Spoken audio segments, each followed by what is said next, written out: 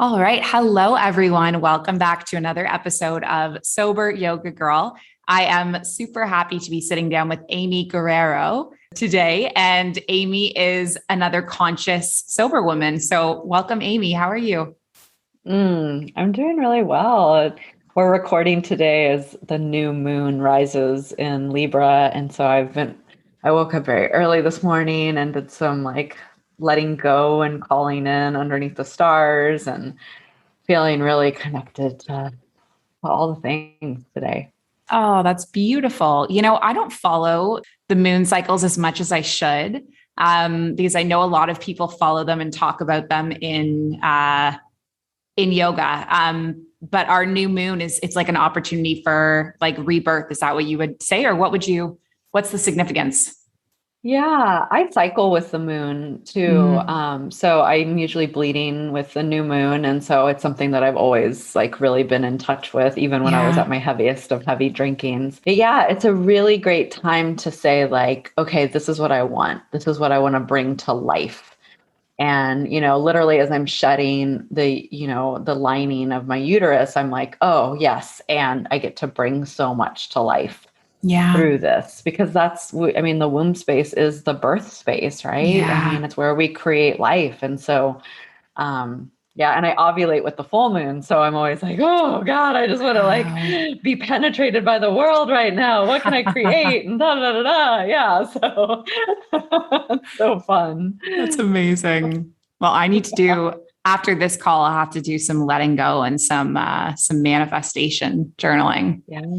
Yeah. Yeah. That's what I did. I wrote 5 things that I was, grateful for that I was going to bury in a plant, and then 5 things that I was calling in this season. Yeah. And the seasons are changing for us, those of us in the both hemispheres. So really great.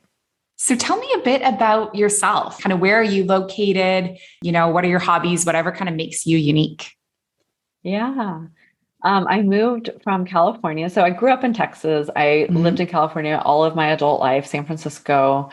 And then I moved down to Topanga Canyon for the last 5 years. And I just bought a house across the street from my parents in Wow. Texas. Wow. Yeah. So, I mean, talk about like really being transformed in a life of recovery. Mhm. My ability to live across the street from my folks is a big deal. So, I knew it was time for me to expand. And I had no idea it was going to bring me here. I know I'm here for a reason. Right. I'm not sure how long I'll be here. I'm not sure what my next step is, but I know that this was like all meant to be. So I just moved here in June. Wow. And I've been practicing yoga for over 22 years. That's one of my big hobbies is movement through Mhm. breath and sound. And I love music. Like live music is definitely my jam. Um, Funky, weird, like yummy stuff. I really dig. I've been into like clean eating and like just Yeah. different, like exploring life from a different lens. I grew up in a big Mexican family where everyone stayed and had babies and did the thing. And I had decided pretty early on that's not the life that I wanted to live. And so I went on a big ass exploration. And San Francisco was just like such a perfect place for me to just really expand and try all the things and do all of the things. And it's so fun to be back in Texas in this really small, very conservative town that is mostly like fishermen and people over 60. And like it's just so funny because I'm regulated enough to be here and I know I'm here for a reason. It's so different than the life that I had in California. So definitely in a transition and feeling all of that as well. Wow. Yeah. Sounds like a big time for you. It is a big time.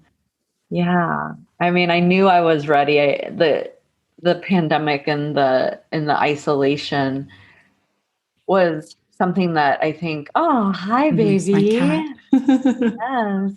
Was something that was such a breeding ground for me to feel safe to slow down and Mhm. be more in my feminine and more of my creative and to open up these parts of me that had been shut down for so long.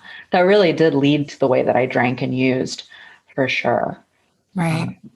Yeah. So now I'm like, I have a view of the water, like on all of my windows of my whole entire house, and a little saltwater pool that I like, above ground saltwater pool that I put in. And I'm just like, oh, Wow. I can just be in the dreaminess of, still like isolation. I like to live away from people now that I lived in San Francisco for so long, but also with all the things that comfort and nourish my body. Yeah. Wow. Oh, that's beautiful. Thank you. Yeah, it's been a great change of pace, and it's so fun to get to know my parents. We haven't lived in the same state in over 20 years, and so it's like, hi, who are you? What are you all about? So Yeah. tell me a bit about your drinking. When did you start drinking? I started drinking when I was like 11 or 12. Wow. It's really young. Yeah. Yeah. I think at first, like it was sneaky and fun to do it at people's houses. And then by the time I was like 14, it was full on like fun. Like that's how we connected. That's what we did. And then, 16, 17, 18, it was just like a way of life. Like all of our parents knew we were drinking already. And Right. it just became, it was normal. Texas, like barbecues and, watching football and all of the things. And because I had already experienced so much dysregulation in my nervous system, when I found alcohol, it helped me feel really safe.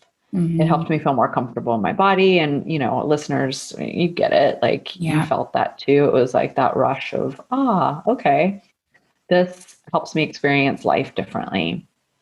I definitely started to have negative consequences from it right away, though, and was able to, because I had such a healthy lifestyle, I was able to manage the negative consequences for a really, really long time. Because I didn't stopped drinking until I was 40 years old. Like I started getting sober when I was 37. So I drank for a really long time and, mostly successfully. Like it managed my emotional pain and my emotional trauma in a way that helped me not want to kill myself all the time.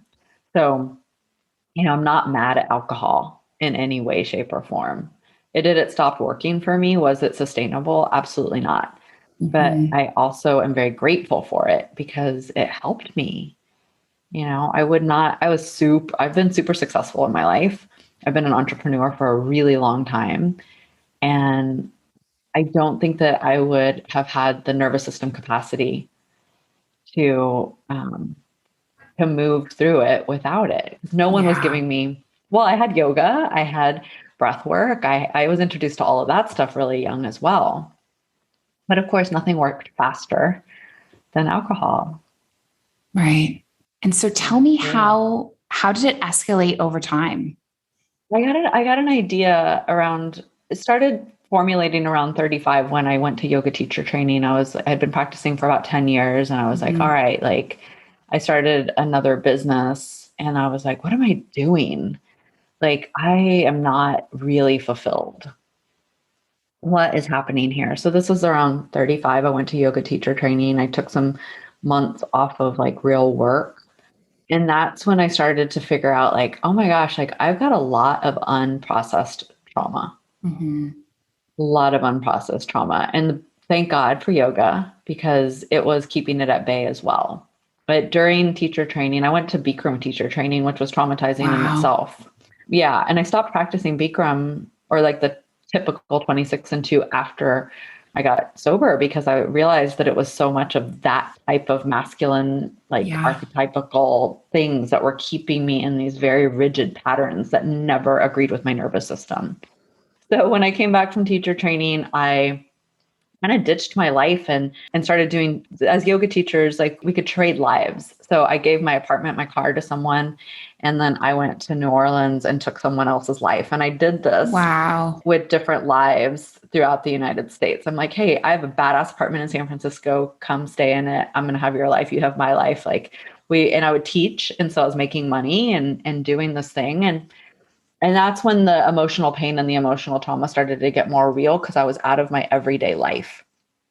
So I got this idea that I was going to heal all of my trauma before I turned 40. And around 37, I got very serious about it and went and found my birth mom and had this whole like list of things that if I could do those things, then I was going to be okay. And on that journey, I got chemically dependent on alcohol. So I woke up literally shaking without the ability to change it unless I drank more or went to the hospital to have a detox. So my first at-home self-detox was in December of 2013. And then it was in 2014. And then I'd found my birth mom, blah, blah, blah. But all I did was go towards the alcohol because although I was practicing yoga, eating good, nothing worked faster. And when I became chemically dependent on it, it was so confusing because that wasn't a part of the plan. I was just going to heal my trauma. Right. And then all of a sudden I was like, and my chemical dependency on it, like the way that I became dependent on it was so scary for me because I could not ever drink alcohol again safely. Right. But I didn't know how I was going to live if I didn't have my favorite coping mechanism. And so it escalated quickly at that point. And then I became suicidal because the rigidity of the systems that were being taught to me in treatment centers and different recovery programs were more of the same that I had already been beating myself up over for years and years and years. So I'm like, this feels like shame and guilt. And I'm very familiar with how to do that and how to do it in that masculine like way. Right. So I felt really lonely and I pretended to like connect with the communities, but I wasn't really connecting with them. Like one of my treatment centers, the very first one that I went to, I started writing what I call like these regrooving methodologies of how I was going to get sober and stay stopped and do it in a way that felt good to me, which of course, like a therapist, all of the things were like, it's not going to work. It was really hard. It was a really rough couple of years, like in and out of hospitals all the time, in and out of like 8 different treatment centers, walking around the streets of San Francisco, sexually assaulted, no shoes, like wristbands on my wrist. Like it was really, I really explored like the yuck of the yuck. Mm-hmm. And I could pull it together like pretty easily when I would sober up because I was so used to masking my pain. Right. So people thought like, oh, she's got it. Like she's fine. And I was like, yeah, whatever. Like until the next time I try to not be here anymore. Next time it's going to work. And it was a rough time.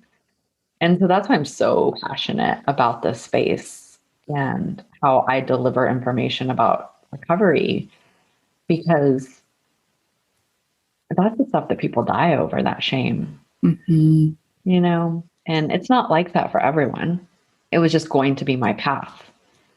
And I mean, as much as painful as it was, looking back on it, I also did it very gracefully and then like reemerged into the world with a lot of grace as well. So tell me about that. Like, what was the turning point for you?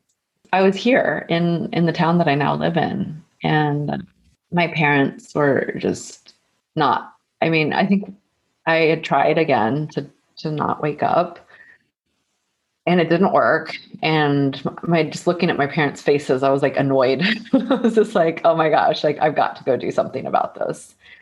And so I just made the decision. I was like, I'm going to treatment and I'm going to stay stopped and I'm going to start a business helping other people figure this out. Like I was very clear. And I had all these notebooks and all of these binders, and I got on a plane. It was I blew over a 4 that day. I put all the papers on the desk of the psychiatrist while they were doing intake. And I was like, you have to let me do it my way. Like, I cannot keep living like this. And I have a plan.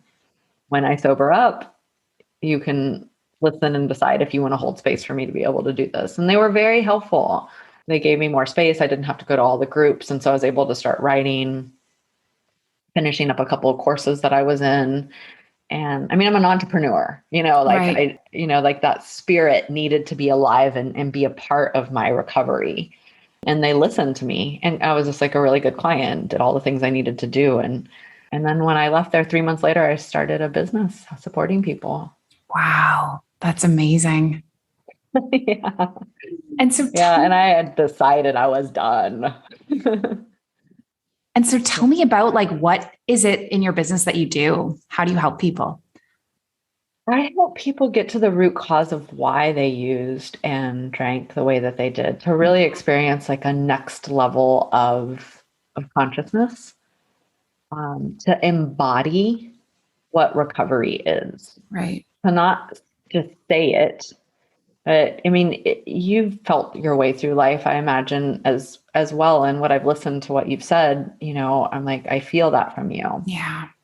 And so I had that gift of being able to speak through my body. And you're teaching a group of people in a yoga room, you're not talking to their minds, you're talking to their bodies. I'm studying every little fidget and move, and I'm like, oh, that's interesting.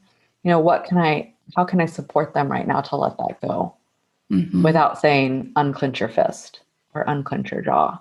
And so a lot of the way that I meet people is to help them understand they have a body, because they don't often know that.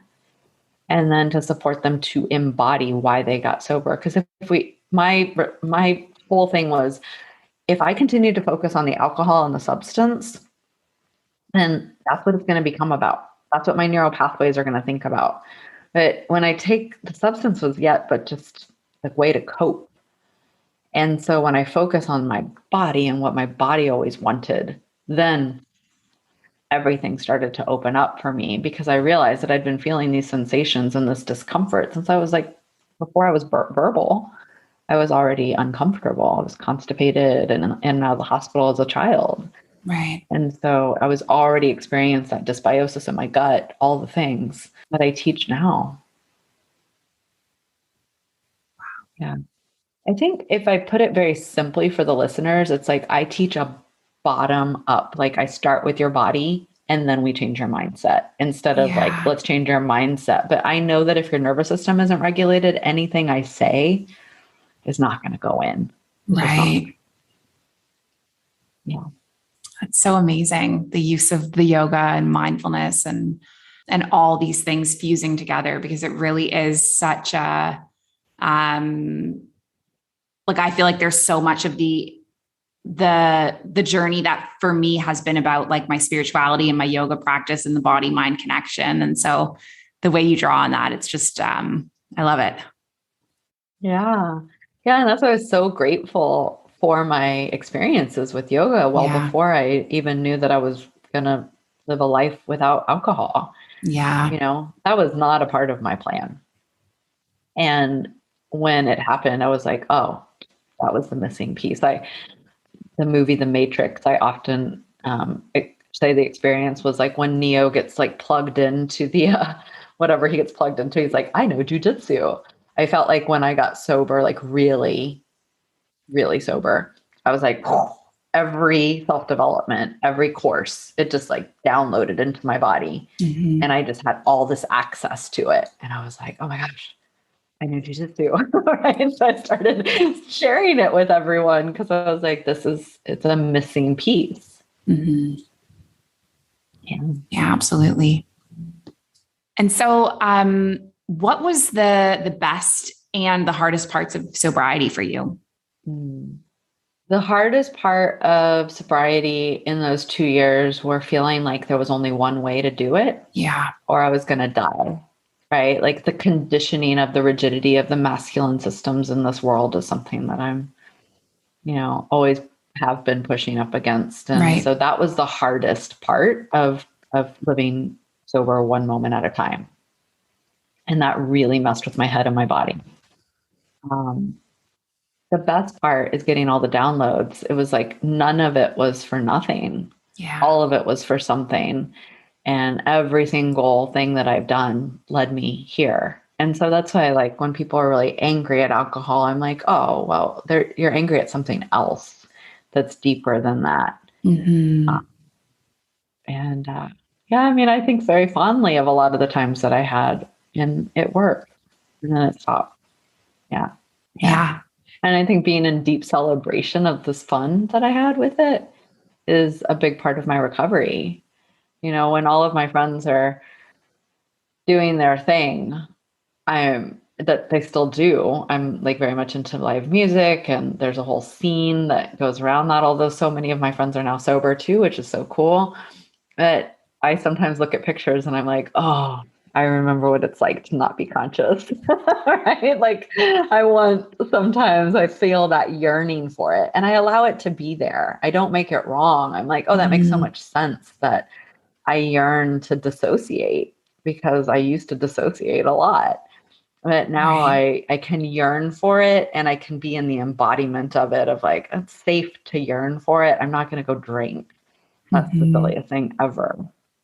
But I'm not going to make this feeling wrong or shame myself or say that I need to go like talk to 10 people about it and blah, blah, blah. Like, no, I know what it is and I'm allowed to feel it. And I will even say it out loud to my friends. I'm like, oh my God, it looked like you had so much fun at Dick's for Fish this weekend. I could just like tell that you were on this and that, and it looks so much fun. And they're like, yep, that's what was happening. Like, we missed you. And I'm like, yeah, I just can't hang with you like that anymore. And it's okay to call it, Yeah. It doesn't mean I'm going to relapse. Yeah. Yeah.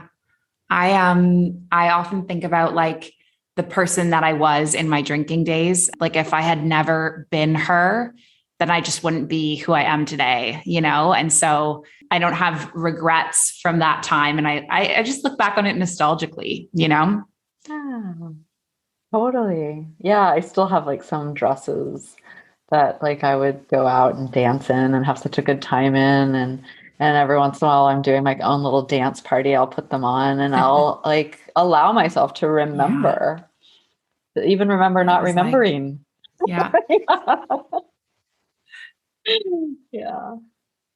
So I have one more question for you, Amy. If you had any advice for someone who wants to quit drinking, what would it be? Yeah. So I think there's two things that I would have wanted to hear if I would have like someone was coaching me to stop before it got as bad as it did. One, like how is alcohol affecting you for real? Like, can you get really honest? Can you find a safe, nourishing place to just really write down the truth of what how my question to myself is like, what is your relationship with it? Right. And I do that with everything in my life. Like, what is my relationship to this? What's the truth that only me and this thing know? Yeah. So getting really honest. And then if you decide that you like really want to change your relationship with it, advocating from that place. You are your best advocate. No one gets to tell you how you pause, how you stop, how you decide to be abstinent from it, right? Like my one thing is like advocate for yourself. When I worked in treatment centers, that was what I taught people to do, was to advocate for themselves. And it's so extremely important. Yeah. Awesome. Well, Amy, thank you so much. It was so nice to meet you. So wonderful to sit down with you and hear your story. And I really appreciate your time today. Yeah. I'm sorry. Hold on one second. I can't hear you for some reason. Oh. So I think it's me. Yeah. My cat is just now crawling around. Oh, I love it when cats crawl around. I could see her. Is it a her or him? It's a her. It's Princess. Yeah. I could see Princess's whiskers on the other side of your microphone while I was talking. Yeah. I was just saying, Amy, thank you so much for sharing your journey and your story today. I really appreciate it. And it was really wonderful to sit down and chat with you. Yes, thank you. I appreciate you so much and love your energy. So like, feeling us. Yeah. Thank you. You as well. Thank you. All right. Take care and we'll speak soon. Okay. Bye now. Bye.